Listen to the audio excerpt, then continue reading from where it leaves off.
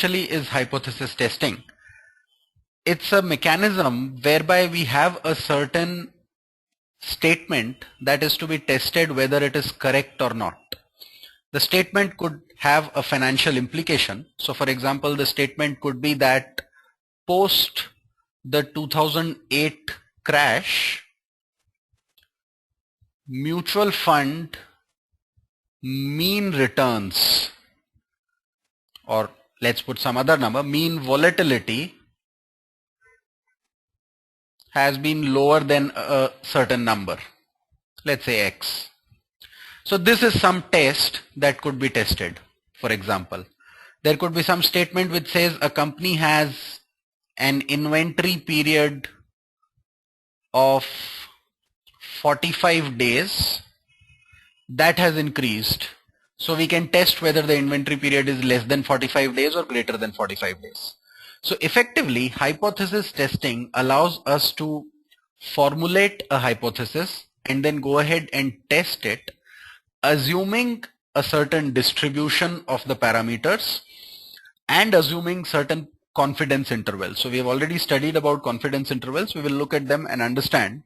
Let's first understand the concepts called the null hypothesis and the alternative hypothesis. The null hypothesis is the hypothesis that is to be tested. It is denoted as H0. Now this could be something like, mean returns of mutual fund managers have increased in the last 6 months.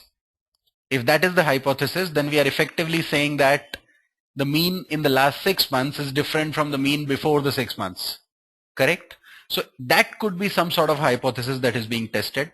If we are testing for one specific parameter, which is the return different from what it was before, then we will use a hypothesis or a null hypothesis, which is an equality. The null hypothesis tests if a certain parameter is equal to an existing value under the hypothesis. If we find this within a certain band, then the null hypothesis is accepted. If we find it outside that band, we will reject it. Now remember, when we talk about bands, this would be a two-sided test, which means we are saying that a certain value, let's say under the normal curve assumption, would be somewhere between these numbers. It can be anywhere between these numbers. If it is anything on this side or this side, we reject. Fine. That's what is a two-sided test. When you are testing for equality, you are typically checking with this if the number is between a range. That test is a two-sided test. When you are testing, however, whether the number is greater than or equal to a certain number, when you are testing whether the number is greater than or equal to a certain number, or less than or equal to a certain number, this becomes a one-sided test. So effectively, if we are saying whether volatility has increased or inventory days have increased, all we are saying is that under the normal assumption, we have to prove the null hypothesis will be true if the value is anything less than this value. Correct? If a data point is, we are testing whether the data point has increased. So let's take, for example, the inventory days example itself. We have inventory days at 45. The null hypothesis would be H0 inventory days is less than equal to 45, and we will test for this null hypothesis. If we accept it, effectively the value should be lying in this shaded zone. If we reject it, the value should be lying outside of this shaded zone on the right side. Note that because we are looking at an inequality or a less than equal to sign, this is a one-sided test. We are fine as long as it is not greater than this. Whereas in a two-sided test, we have to prove that it is not violating on either side. Correct? So that's something that is important to be understood. Effectively, what we are doing is we are assuming this distribution to be normal, let's say, and then finding the Z value. If the Z value is lesser than our confidence interval that we are looking at, then we are fine.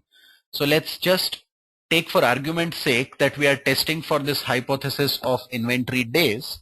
What we are effectively saying is on this curve, we are looking at a one-sided test. Let's assume this, we are looking at a 95% confidence interval, correct? So effectively the Z corresponding to this 95% is what is put here, fine, which is 1.96 or 1.65 effectively. And if the value that you calculate based on the hypothesis using that inventory value of 45 and the mean of the sample data, that value is less than this Z value, then you will accept the null hypothesis that the inventory days are still less than equal to 45. Fine. So that's what we would look at in general in terms of understanding this. Now, if however we find a value that is greater than this Z value, that would be this zone, which in this kind of a test would be the rejection zone. Do not worry too much in case you're not getting this in too much clarity, because the concept is around understanding whether or not a particular hypothesis is true.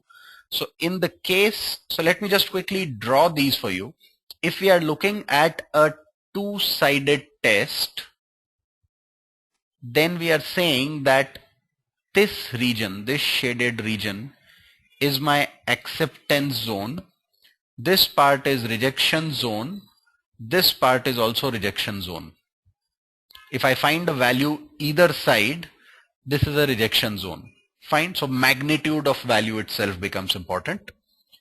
If on the contrary, we are looking at a one-sided test, then let's say we are looking at a less than equal to hypothesis, less than equal to null hypothesis.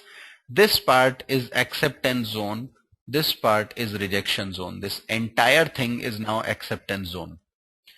If we are looking at a greater than equal to hypothesis, then this entire part all the way up to the right side is acceptance zone.